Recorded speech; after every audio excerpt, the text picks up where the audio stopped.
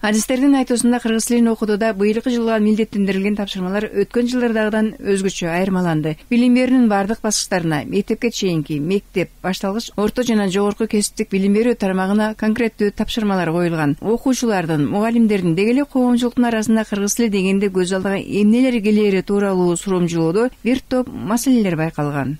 Биз кыргыз тил дегенде биринчи иретте кыргыз калпагы, кыргыз көйнөгү, ана сармертен, ыркесе, манас айтмай, табышмак айтмай, жаңылтмай, жайтмай көз алдыбызга элестейт экен. Ал эми кыргыз тили бул илим катары, билим катары, сабак катары көп көзүбүзгө элестей бербейт экен да. Ошондуктан ушул багытта быйыл бир чукул бурулуштарды жасоо аракети болду. Мамлекеттик тилди өнүктүрүүдө ар бир адам өзүнө жоопкерчилик алып, теориядан практикага, процесстен натыйжага өтө турган мезгил келгендиги тиешелүү адистер тарабынан баса белгиленди. Классымда 30 бала болсо, 30 бала мен алганда кандай эле, бүгүнкү күндө кандай деңгээлге жеткирдим, эмненин себебинен, эмнелерди пайдалануу аркылуу мен ушундай балдарды деңгээлге алып келдим.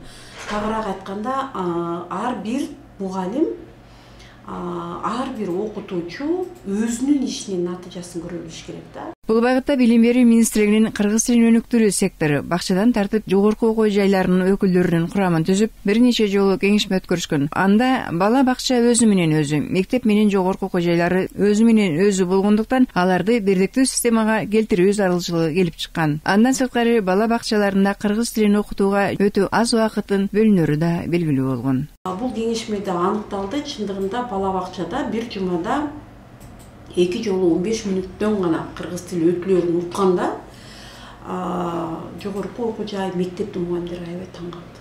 15 мүнөт. Инновациялык технологиялардын өнүгүшү менен азыр балдарга ар бир айткан теманы заманбап техникалардын жардамы менен көрсөтүп түшүндүрүү зарыл. Эми TikTok аркылуу да жаштарды кыргыз тилин сүйүүгө, кадырлоого чакыруу пландалган. Кыргыз тест мекемесинин жетекчиси Батма Топоеванын айтуусунда тилди күнүгө колдонуу мыкты натыйжа берет. Башкаларга үлгү көрсөтүп, мамлекеттик тилде сүйлөп, өзүнүн тилин колдонуп, күндөн күнгө окуп, ырдап дегендей өскөндүмүн жогорулата берсе, ошол эле жакшынакай таасир, ошол эле жакшы бир жыйынтыкка алып келет. Акыркы талаптар боюнча балдар башталгыч классты А1 деңгээлинде, ортоңку классты А2 деңгээлинде, 11 классты Б1 деңгээлинде, ал эми бүтүрүүчүлөр Б2 деңгээли менен жогорку окуу жайларына барылат. Студенттер жогорку окуу жайларын С1 деңгээлинде бүтүрүшү кажет. Кайсы деңгээлде кандай темалар кириш керек? Кайсы темада кандай лексикалык минимум кириш керек?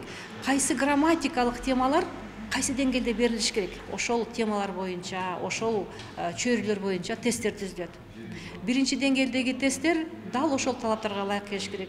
Быйыл иштелип чыккан стандарт боюнча кыргыз тилин кыргыз класстарына деңгээлде окутуу киргизилип жатат деп айтылганы менен, ал окутуу экинчи тилинде жүргүзүлгөн класстар менен кыргыз класстарында окутулгандардын айырмасы кандай болот? Билим берүү министрлигинин мамлекеттик тилди өнүктүрүү сектору учурда мына ушул маселелердин үстүндө иш алып барууда. Калия Карыбекова, Жумабек Ногоев, билим жаңылыктарына.